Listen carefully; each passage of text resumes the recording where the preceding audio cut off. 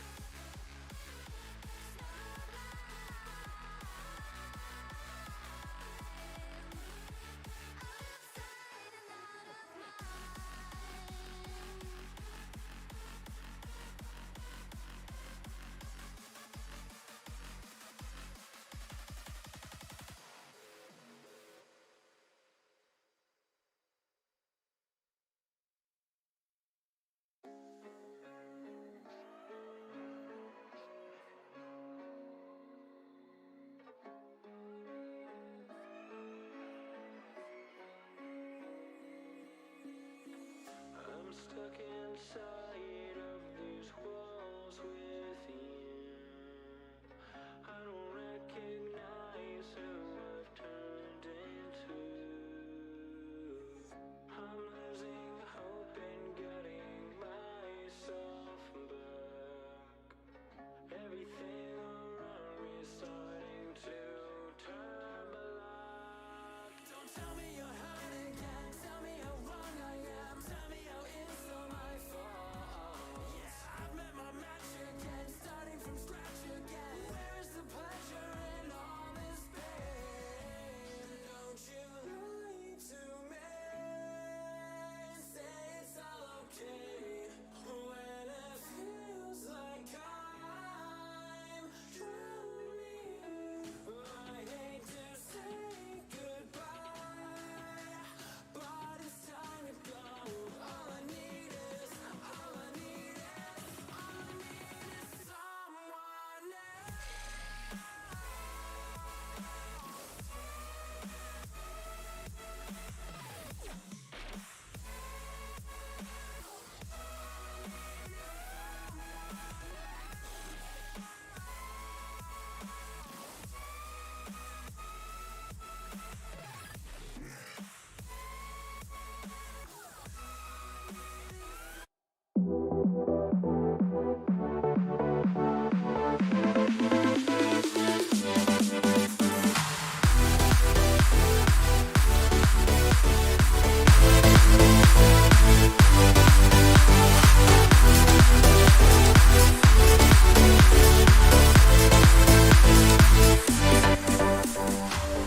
Hello and welcome into the Idaho Central Credit Union Coaches Show. A lot of big news coming up, and let's jump right into the big news of the week. The National Association of Collegiate Esports has announced their fall schedule. In the announcement, NACE stated, with the help from our members, the Competition Council has reformatted to include league format competitions consisting of 2 division tournaments, a series of circuit competitions, and several one-off tournaments. NACE announced a 2-division approach to the tournaments with a top division and a developmental division. Games for this division include Overwatch, Valorant, Rocket League, and Call of Duty. Schools can only field 1 team in the top division, but are allowed to field as many as they would like in the developmental division. Competition for the top division will be regional round robin, leading to live finals at DreamHack in November, while the developmental division will consist of weekly Swiss pairings. NACE has also announced a circuit competition format for Hearthstone, Fortnite, FIFA, Madden, and Smash. The circuit will be a series of tournaments where points will be awarded, culminating in a championship in the spring. The competition will be concluded separately from league competition. Additionally, one-off tournaments will be singular standalone events planned by the Competition Council based on institutional demand. Competition for EA titles, CSGO, Rainbow Six Siege, Apex Legends, and Call of Duty Warzone will be held on PC. This week's news has been brought to you by the Idaho Central Credit Union, who is helping members achieve financial success. Coming up on this week's Coaches Show, we'll be joined by Boise State head coach Doc Haskell, talk about the Broncos' victory in Overwatch in the Mountain West over UNLV, adding a new varsity sport to the fall roster. Excited to see what that's going to be. Plus, we know names like Kellen Plato. Who are the top recruits? We'll find out more, but we'll start, Doc, with a big win over the UNLV Rebels in the conference championship. How does it feel to finally pull off that victory after 3 straight years against the Rebels? It's actually 4 straight years, because we forget that the first year of the it was our 2 schools, right? Yep. And Overwatch was one of those games. I got lots of congratulations from a lot of the veterans of that match on both sides, which was awesome. Alex Skinner from UNLV, who played in that first game, blonde guy, kept mugging to the camera. You might remember Skin. He sent a really, really nice message. It feels fantastic, honestly, to be able to get a win in a game that we definitely wanted to get a win in. Yeah, it's been, as you mentioned, a long time coming. As we take a look at it, was honestly one of the craziest series I've ever seen. I mean, if you haven't seen it, spoilers alert, it's going to go to a Game 5 to the very, very end. And again, map 3, 99.99. 99.99. I think 30-plus seconds of overtime at 99.99. I think the biggest takeaway for me, though, is these teams met week 1 of the regular season. UNLV won. But I remember after that fact, in a coaches meeting, you guys said, this is a beatable team. And you guys lived up to what you guys believed in. They're a very, very good team. Let's make no mistake. Yes, of course. And we had to game plan right. We had to really understand what they were going to try to do, and we had to close that down quickly. And honestly, it was Julian. It wasn't Julian alone. Who's I'm thinking Julian Lugud there, who's their captain. He's their ball player. But we had to cut Silk Carpet out of the equation for them, because the longer he's on, the more value he gets, which is why you saw him deleted first most often. Yeah, and I do think that, I mean, just overall Mountain West Overwatch as a whole is getting better and better, because when you watch UNLV in the past, formerly Kevin Durant, now Silk Carpet, as you mentioned, kind of was that guy. I think you mentioned Slam Taro, Wildingback, Cordy. They were all very, very strong. This was a team effort from Boise State. This wasn't just a, hey, let's kill Silk Carpet, we win the match. UNLV presented a very tough challenge for Boise State. I mean, we had a large bagel in arena. He went through like 15 water bottles. That's how intense that match was. Yeah, it was. A water bottle and a bathroom break in between each map. Absolutely insane. I think the other thing that I took away from this tournament, because we did a lot of the regular season games for Boise State, we did a lot of regular season games for UNLV, we saw a majority of the Mountain West. This is an up-and-coming conference. This isn't no longer going to be Boise State, UNLV, 5 straight, 6 straight, et cetera, like we see. Colorado State's very talented. Fresno State, I mean, took us to the brink in the semifinals. Yes. This is a conference that I think that is up-and-coming from the lower-tier teams that are now making their way into that upper echelon. We've seen a bigger commitment from schools like Fresno State, Colorado State. We see it in Nevada. They're coming along. They've had some successful years. Obviously, San Jose. Obviously, the folks we played in the finals, UNLV, in this game especially.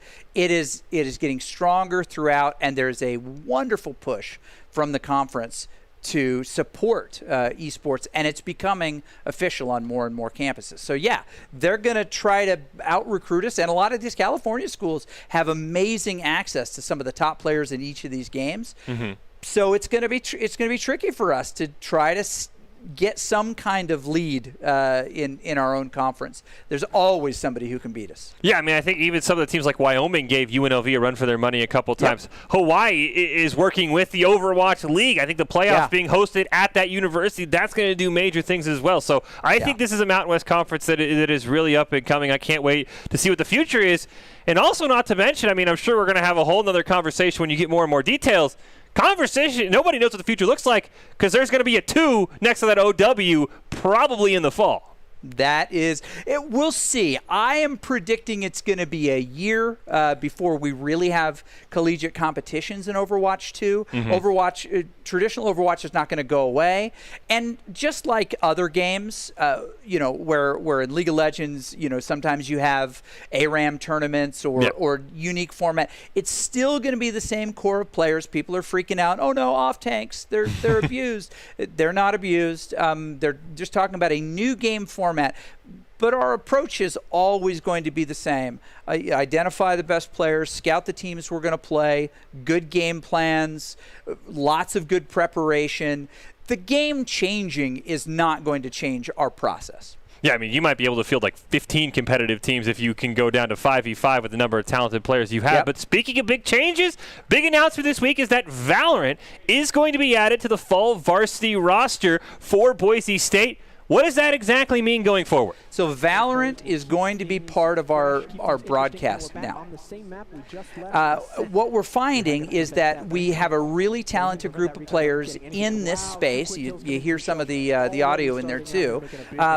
And Coach Moore and I spent a lot of time talking about, do we want this to be, what does it mean for it to be actual varsity? It means that we select the teams. Yep. We're still going to support student-led teams, which is fine. Yeah. But we're going to select the best of the best team, and we're going to manage those practice and those competition settings. We're going to provide a very modest to start scholarship amount to honor the commitment that they're making and to offset some of their school costs. But it is really right at the beginning. We have to develop funding sources to be able to fully recruit that. We're going to start with the players that we have. But Coach Moore had lots and lots of time to think about it. I kept putting it in his I said, this would be part of your portfolio. Is this something you want to do? And he thought about it long and hard, loves the players that we have, loves the players that are going to come in and vie for those positions, including some well-known players from other varsity games at our school to maybe try to freshen up their interest in those. There are going to be some names that you're really, really surprised are going to jump ship to Valorant. And where do you think in the long haul, just in collegiate esports, do you think Valorant's going to fall in the hierarchy? I mean, we know League of Legends is kind of the top dog. Overwatch is sort of tied with Rocket League. Riot's thrown a ton of money at Valorant. Where do you eventually see this game falling in? Do you think it's going to be as popular as League of Legends, or maybe fall in that Rocket League and Overwatch tier where it's still very popular, it's just a little bit lower on the tier list? So they said 2 years, right? They were going to just let the community have hold of it for 2 years before they started really organizing what they wanted. Last weekend was the first international Valorant competition, which is pretty cool. We really liked what happened in collegiate, and people came to us as soon as they announced the game. Is that going to be a varsity game? Are you guys going to support that? We said, well, let's wait and see. Let's wait and see who wants to play it. Let's see what these competitions are like. For us, I mean, we want to know what the storytelling element is of these games. And so after a year, we feel pretty confident that we can invest some time and some resources into it. We think we can be pretty good at it. We think we can start to recruit for it. And so this is kind of let's see where it goes. It's a great game. I think it's occupying the space that CSGO once held. That layer of interest, I mean, we're seeing a diminishment kind of interest in CSGO in the collegiate space. So, and we've got lots of people to play. It boils down, and Fish, you and I have talked about this, it boils down to the core question, who are we going to play? And how are we going to tell that? Because we can play Colorado State, that we can play UNLV, we're interested in that. And Hawaii, which has been a fantastic Valorant squad to start. So we've got great storytellers. We've got a lot of our esports community and broadcast team that is very interested in the game. So we're going to take a swing at it. Yeah, I mean, speaking of playing the teams in the Mountain West, that's actually the final title going on right now is Valorant, in the fact that I think the championships are coming up on Saturday. Boise State's in those playoffs, so that'll be something we want to keep an eye on. Well, for Boise State, it's been a good year in recruiting. Guys like Kel, guys like Plato, both Kel McGurkin and Brian Cron have been huge. We've got Matt Merck, Maxwell, Light Pulse, and many more coming in this year. But everybody knows recruiting never stops. Once you get in the class of 2021, you're looking already onto the class of 2022. Who's some of the guys on your radar? So, Connor Corbett, Rocket League player, outstanding player right now. I'm not going to lie. The most exciting thing about him is, well, his high skill level, getting to SSL. But having a 4.0 gives us so many options to bring somebody to a university, right? We can offer them more than twice what we could offer somebody who's sitting at a 2.5. Really, grades really matter. And they're a big indicator of people who can be successful in college. If you can be successful academically in high school, you can be successful in college. So Connor's on our radar, hoping to have a conversation with the family here real soon. Yeah, no, it's one of those things as well. You forget about it at times. These players only have 4 years. You can only go on so long. I know Cosmobuster, speaking of Rocket League, is those guys who we've never had a team without Cosmobuster, but he will graduate. He will move on. Another focus here on Rocket League, Edward Fung, Ryu. I mean, just talking, it looks like you're going really heavy into this Rocket League for a couple of years from now when you might be saying guys like Baynock and other guys that we know and love in this program are going to be moving on to bigger and brighter things. Yeah, when we're talking about 2025 as a recruiting year, we've got folks on there. Ryu is a really talented, again, great grades. That really helps us. We don't know if they're going to love the game after that much time. And honestly, some people don't. But we do want to get to know the person. So that's a big part of the recruiting process, because who they become and what their potential is can change over time. And we just want to get to know some of these really talented young men and women.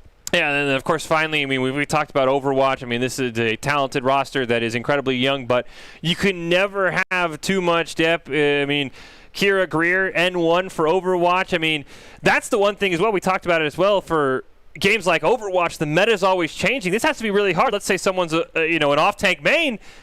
By 2022, that role could just be non-existent. So I'm sure that is incredibly hard for you coming up with how do you recruit so far in advance for a game that's always changing. Recruiting way in advance is a big part. Now she's graduating this year. We are going to have a conversation with her and see if she's got an interest in leaving North Carolina. All of her school of choice, 2 of those have great esports programs. That's going to be a little bit tough. But if we can just get to know somebody, have a conversation, there may be things that are available here for us that are not available elsewhere. So we just want to get to know them a little bit, teach them a little bit about what we do. The truth is, these friendships that you develop with families and otherwise, they develop, right? I mean, we talked previously about Greek. He was here. Pete, Frazakis, he came into is interested in us. He's awaiting an offer now, hopefully a pretty good offer at Ball State, brand new program. They're very interested in him, as they should be. If he goes there because that's the best school for him, we're still going to like him. We're still going to see him at events. We're still going to be friends with him. We're still going to support him. I'll probably even write a letter of recommendation for him at some point. Coming here is not the only purpose of getting to know people. It just happens to be the vehicle, right? That we get to know these folks. And so wherever they go, if they don't come here, because we certainly can't recruit everybody that we've got. We can't bring them all here. We wish them success. Just not in the championship game against us. Of course, that's the only time, right? Yeah, and I mean, you never know. I mean, you look at just the traditional sports landscape. I mean, that is almost changing to, one school doesn't work out. Maybe you look at another school that contacted you. You never know if it might be one of those situations. But again, it's one of those, you see them all the time. They're people you're going to root for as long as they're not taking on us in the championship game. And speaking of championship games, Boise State had some big wins in national tournaments, which means there's some hardware on the way. Yes. And these things look pretty dang cool. These things are wicked cool, right? So this is our Overwatch championship ring, and it represents three different championships, right? National Play Versus. It represents the NECC, and it represents the Mountain West, the new design on this ring, the 3.5 design from Barron's. Actually has the that key on there. So all of the players who played in those games are going to receive them, plus the coaches, plus the president, plus the athletic director, plus the dean, and a few of our key sponsors. That is a beautiful ring. The other one, the Madden one goes to a much smaller group of people, but of course to Wasey Williams, who won that championship ring. Yeah, these things are absolutely fantastic. I mean, so what, I don't want to, jinx you. We talk about Castor Chris all the time with the desk. What is your plan for the future? I mean, we talked about it, maybe, all right middle finger, right ring finger. Yeah. Are you going pinky after that? Are you going pointer finger? I mean, is there a plan? You got to plan this out. You don't want to be like Tom Brady and have 7 rings that all fit one finger and they look a little big. So, I mean, Are you planning out future rings just in the back of your mind, just a little bit? No, not. And the reason, honestly, we're happy to celebrate this experience with these rings. Yep. And we're just going to see where it goes from there. If we are so blessed to win another one, we'll worry about it at that time. And honestly, I mean, that is probably the next step as a program, regardless of what the sport is winning that national championship, right? I mean, because Boise State is a very respected program, but now that you're a national champion, that comes with a little bit more oomph when you're probably applying to tournaments and trying to reach out and say, hey, do you want a national champion Overwatch team to be part of your tournament XYZ? So I'm sure that gives you a little bit more oomph in a lot of different areas as well.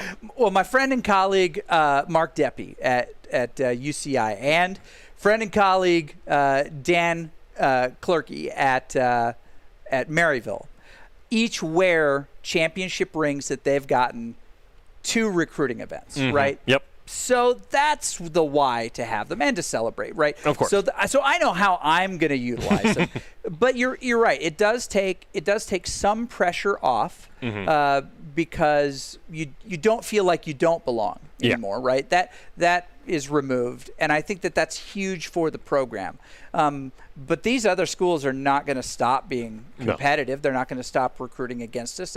They're going to get better and better at what they do, and we have to get better and better at what we do, and that just becomes the race. How long will it be until we win another one? We used to have that piece of video that said, when will Boise State win its first national championship? It's only a matter of time, right? You remember that whole we haven't run that VT in forever. But wow, we're here, right? I think the good question is when will we have our first Olympian? Right, when will we have our first from college to pro? I think there are a lot of those types of questions that are really interesting, and that I'm looking forward to getting to the point of answering. But it's interesting. I don't know. It's summer. And the follow-up question I would have to that would be, where's the more pressure as the head coach? Is it to win a national championship in another game, such as a League of Legends, Valorant, Rocket League, or is it to defend and repeat in Madden or Overwatch? Where is there more pressure? Is it adding to it or defending an already championship that you have? So I'll tell you, and this you don't have to believe me, but it's true. There's no pressure in either earning one or defending one, because ultimately you can't choose. Yep. Right? All you can do is prepare as best you can, coordinate as best you can. And if the conditions are right and you have amazing people and coaches do what they're supposed to, we know as much about opponents as we can as we continue to develop more and more talent, and we do those things, sometimes those stack to a pyramid where you're the only one left standing. But that's what we're trying to accomplish. We're trying to be the best at in every competition we can, the most prepared, with the best talent we can find. That's the challenge. And I think you can be successful and do those things without earning a ring. Yep. And I think the opposite is true. I think some have earned a ring without being their absolute best. Yeah. So we work on the things that we can control. Preparation, talent, game planning, learning, little things like, when are we going to feed our players today? How are we going to make sure that they're well rested? There's 5 potential stages today, and they're 2 hours apart. How are we going to those are the types of things we can control, and sometimes they add up to a moment that everybody else notices. Yeah. But that's the job, right? The job for us coaches is to prep players to be as good as they can in the moment, not to win championships. Sometimes those things win championships. Yeah, all you just got to remember is before, everybody wanted to beat Boise State because of who they were. Now, everyone wants to beat Boise State because you're beating a national championship. That, I mean, any mantra, I mean, even go down all the way to the intramurals. When you play the guy who was the champion last year, you want to beat him because it just means more. You say, look, we beat a national champion. So it's going to be a very, very exciting season for Madden and Overwatch, and I think it's only a matter of time before Rocket League, League of Legends, Valorant, maybe another game adds one of those. But it is fitting, speaking of Overwatch, one of those national championship teams that our ICCU Player of the Week comes from that national championship Overwatch team. It is from Boise State's most recent championship, a Mountain West victory over UNLV, and Kel on his diva. Unsung in the replays because he's not a DPS, absolutely popped off and had himself probably one of his best series that we've never seen, because the only time we saw him was in the kill feed, but he was absolutely spectacular in all of these games. He was. Kel is an absolutely wonderful recruit. I'm so proud of the process that we went through, identifying him early, reaching out to his family, setting up those calls, because he's an Idaho kid from North Idaho, and he's just an absolute giant, great player. As soon as he fell on our radar, we had to meet him. It seemed like it could only go one way, and that was for him to become a Bronco. And it's so rewarding, I can't even tell you, to have him do what we knew he could do here. Mm-hmm. He is a giant in the comms, right? He's just big brain all the time. Yeah, he was absolutely fantastic. The ICCU Player of the Week, brought to you by Idaho Central Credit Union. He believes he's a great player, makes the team more successful, just like ICCU is helping members achieve financial success. Kel, instrumental in that ICCU Player of the Week, but I said it then and I'll say it again. I mean, that was a team effort. We have to highlight somebody. That was a team effort. Kel, just the receiving end, but honestly, that is has to be, I would assume, one of your favorite memories of the year. He won us 2 fights that if he doesn't win us those fights, I think it goes differently. Yep. The big one in my mind, and I'll just mention one, is the end. Well, no, I'll mention them both. It was the triple kill in the last map on Shrine on Nepal, where he's demeched, he eliminates the Rhine, and then he gets 2 more kills at least in that feed. Yeah. But the real one was when he was alone on watch point and was key in us holding that and not allowing them to go into overtime. Yeah, I mean, we talked about it. We talked about Game 5, 99-99, 30 seconds overtime. Watch point Gibraltar was something like 2.4 meters or something incredibly close. That was a very, very close series. Honestly, just incredible. I mean, if you have not finding a way to watch that game, because it was incredible. I cannot wait to see what you and UNLV do in the future. But yeah, honestly, just fantastic for him, fantastic for the rest of that Boise State team. And I think the one thing we didn't talk about, and this is no shade to anyone else at Boise State, you're not going to outplay Kevin Durant, the dude, Silk Carpet. That man is incredibly talented. Goblin and Plato probably equaled him the whole time. The difference came from the off-tank, though, and that's why I think Kel was a great player for Player of the Week. Yep. And don't forget, we will close out with our top plays of the week presented by the Idaho Army National Guard, who invites you to take your impressive critical thinking skills into real time. More than 10 jobs offering a $20,000 bonus and your choice paid for. Idaho Army National Guard is the best team out there. And here, top 5 plays from that Mountain West championship. Huge for Boise State. That is exactly what they wanted to pull off. Yeah, I think the only downside for Boise State, I would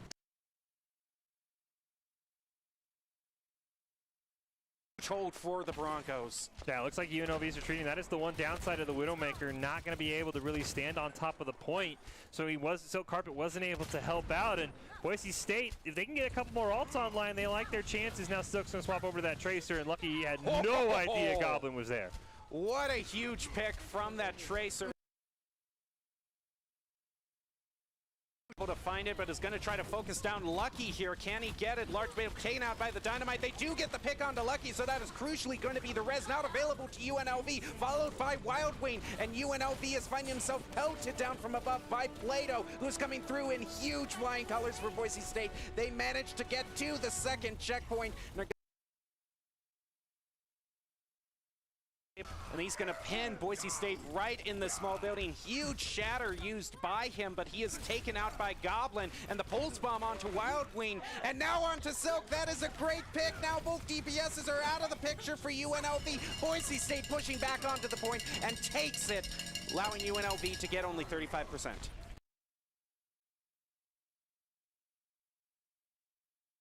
alive. They're trying. They have burned off more time than UNLV for overtime. Should they capture this final point? But Kel huge with the double there. Oh, it's Silk with a double of his own. Karma's on the point, but Guac is still managing to hold it. There goes the Dragon Strike out from Boise State. They did it! They're not gonna